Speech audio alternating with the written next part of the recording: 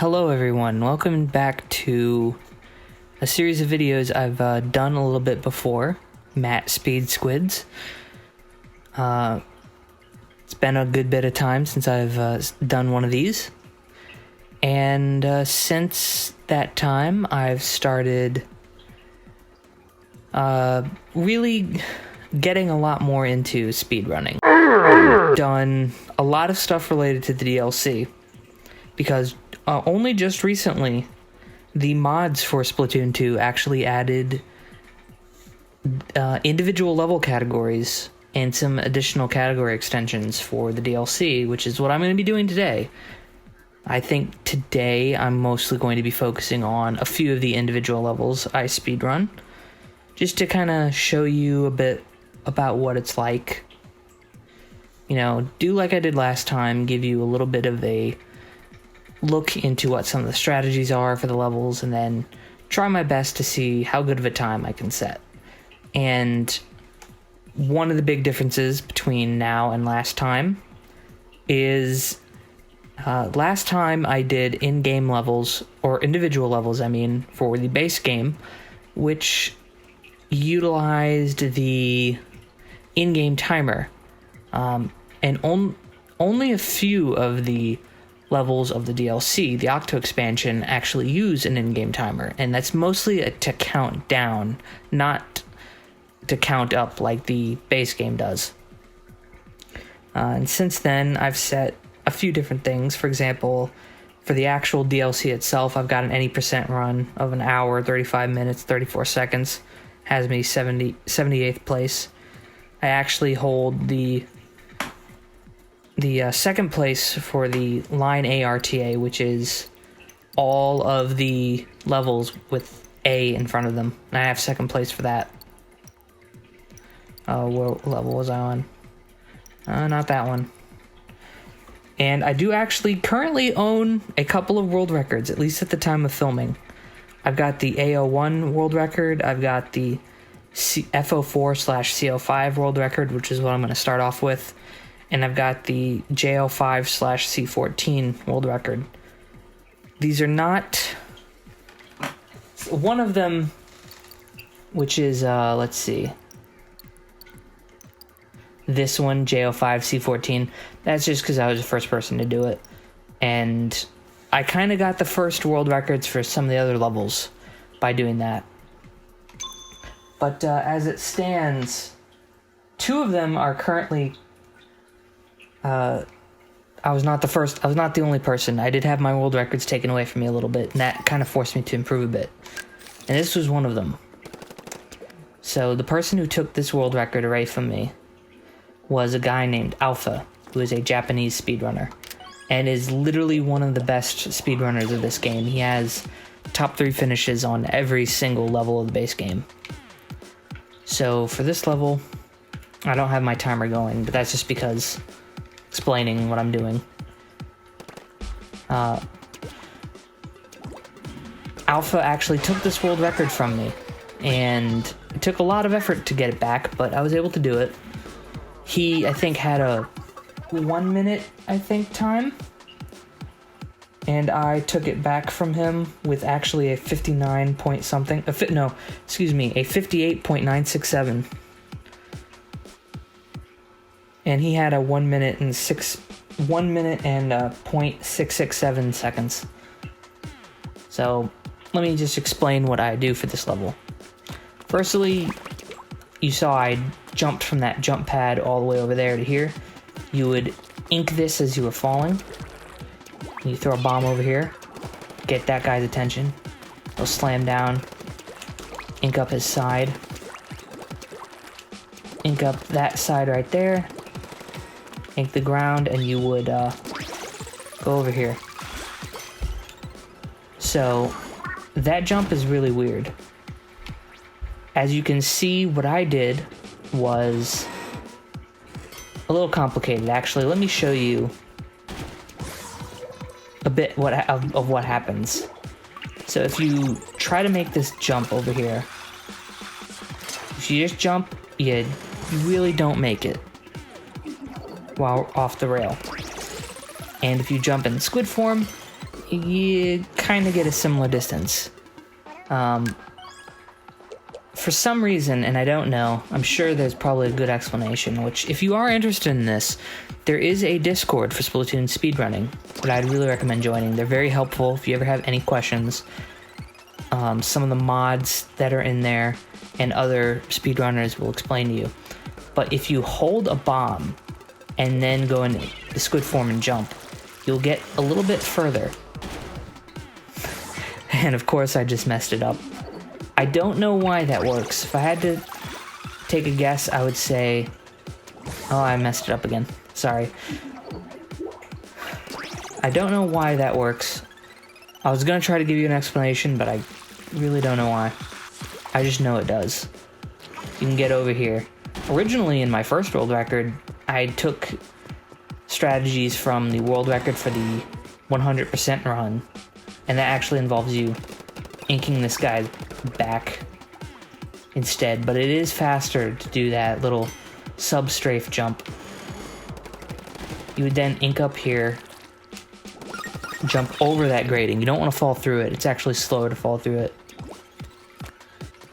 So you see this bounce pad, you're going to jump up to that level and throw a bomb on top of that other stamp guy's back. And your hope is that you get it far enough up to sufficiently ink the sides. Ink the side of it. If it isn't, you're kind of screwed. And then it won't get you as far up as you need to go. But that's okay, because we're just kind of doing a show of what you're trying to do. You will likely have to ink that guy's back once, assuming you did it properly. You then throw a bomb over there, and that'll cause those two guys... Oh yeah, I would fall off while trying to show this. You get their attention, makes them move. Because the way you're supposed to do this is actually supposed to get that guy's attention, throw a bomb up there, and he'll cause all the little balloons to pop. But it's way, way faster to just not do that. You pop those balloons, go up here.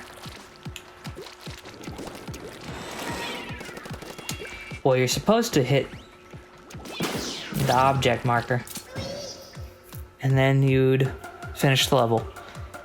This was a little bit more of a straightforward level, which is what I tend to prefer in my speedruns. I prefer ones that are not very simple, or, excuse me, ones that are simple. So with that being said, sorry if you might see my mouse in the recording, but that's because I'm kind of new to the whole recording thing. I do have some speedruns. Well, I have a lot of speedruns recorded, but I try to edit them a little bit so you don't really see too much unnecessary stuff in them. The rules for these levels is very odd.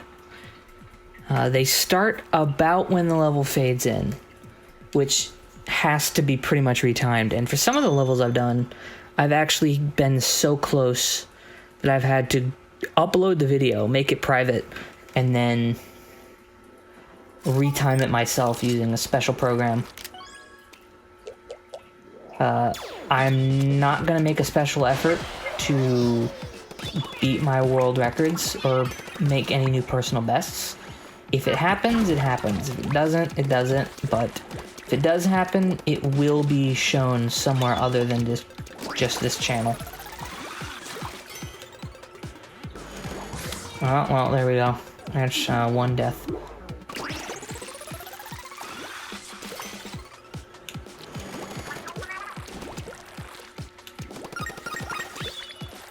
So, yeah. The reason why I specify it'll get posted somewhere else is I do have my own YouTube channel. We'll talk about that a little bit more later. But The reason why I'm trying to not set a new personal best is I just don't really care enough to try to re-record it or edit it and post it to my own channel right now. Oh, come on. Fine. We'll get over here. Try to get to that. Oh, really? Alright, this is gonna be terrible.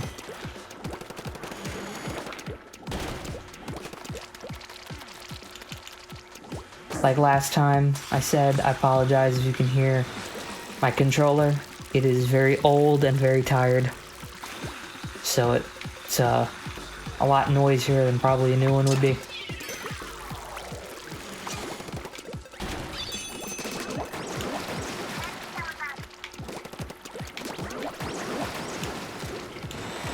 Oh, damn it.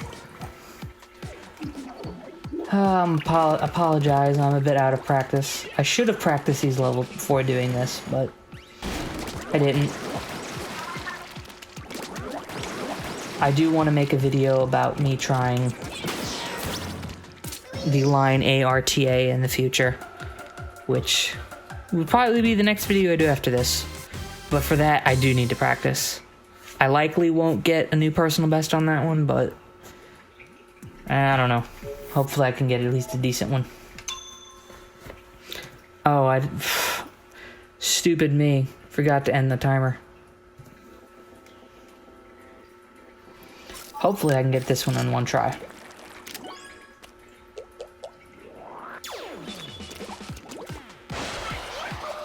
Although I'm probably not playing at my best because I've had a little bit of a long day today.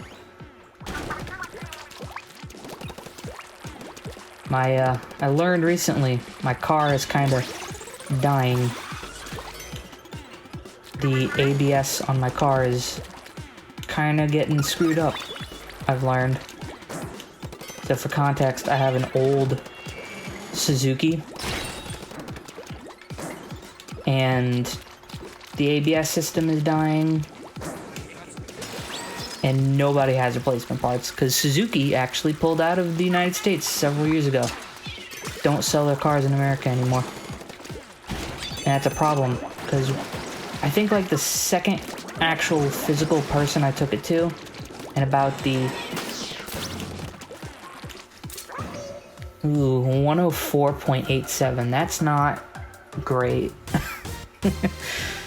That's kind of not that great for that level. It's a whole 6 seconds off PB. But as I was saying, my ABS module is dying, which controls the anti-lock system for the brakes. And apparently one of the mechanics said, yeah, you probably don't want to drive that. That could cause your brakes to just fail. Which is very scary. But, yeah, the guy said, oh, he's got a whole supplier, a whole network of parts suppliers, and none of them have parts for my car. He's got literally several people. Oh, come on. Again, really? He's got at least 5 people trying to find that exact same part that I need, and not a single one has it.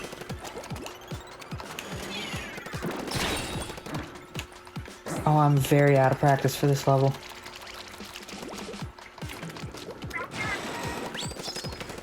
Tell you what, let's just restart here.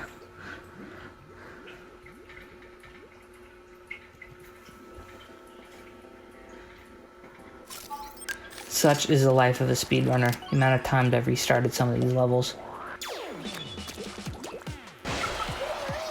For example, level A01, I've spent probably a grand total of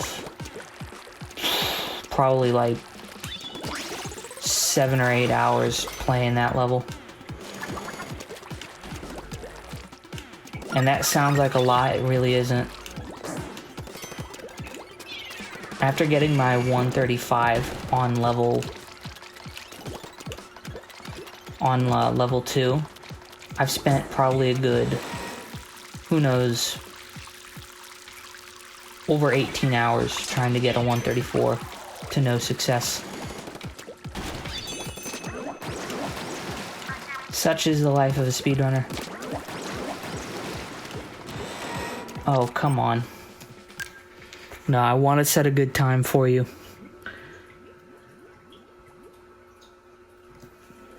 I want to try to get something decent. But sadly, this is a level I do not have a lot of practice on. I kind of set my world record run and then just kind of stopped playing it. It's not as fresh in my mind as some of the other ones.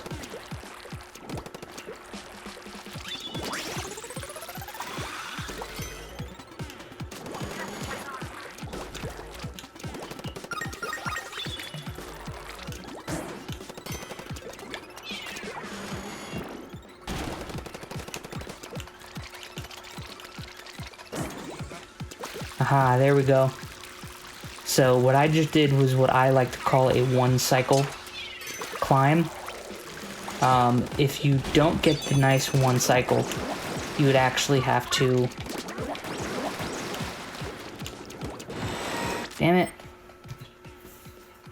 Let's try one more time. If you don't get a one-cycle climb, you'll actually have to fall a little bit and shoot it to try to get ink up the sides a bit.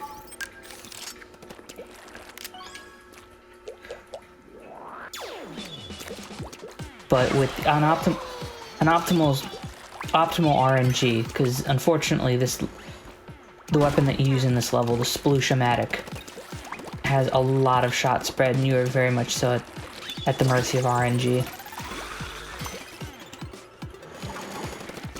Optimally, and in my world record run, I get that one cycle, but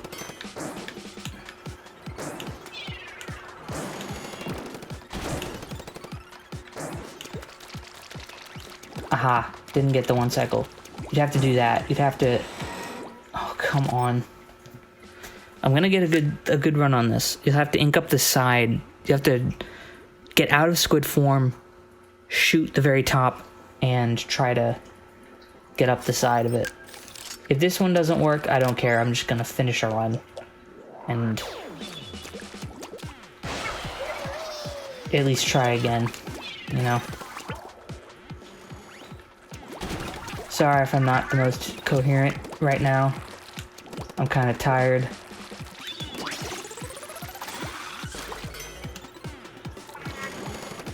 And just trying my best.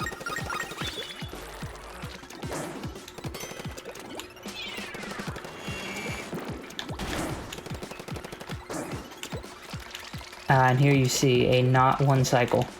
I've had to ink it again, which is what second place does. And then I kind of had that moment where I knew you just got the right shot spread RNG, you could get it, but you only have to shoot once. Because as I said, 105, that's still not great. I'm very much so out of practice on this level. Let me see if I can do another run, see if I can get a better time. But the Splooshomatic is a very terrible weapon for speedrunning.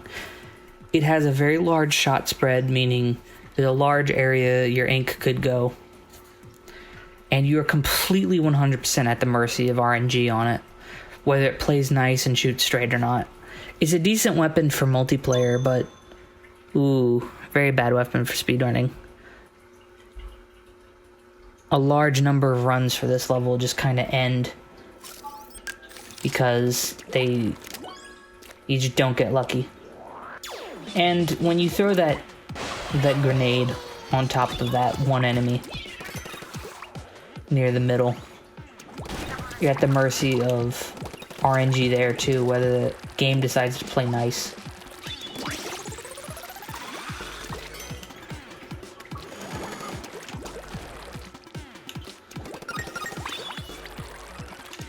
So right here, where the game decides to play nice with the RNG. I don't know what is up with this game and him just going way further forward than he's supposed to. Maybe it's just because I haven't played it in so long.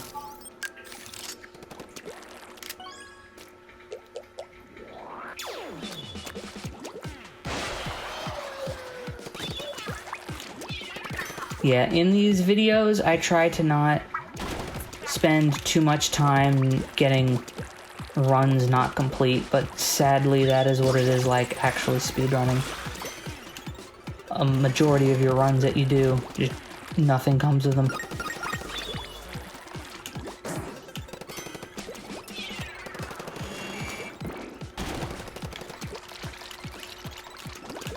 Okay, this is gearing up to be a decent run.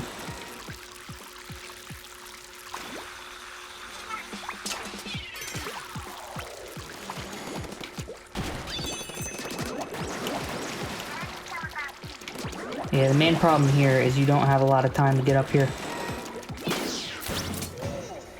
103. You know what?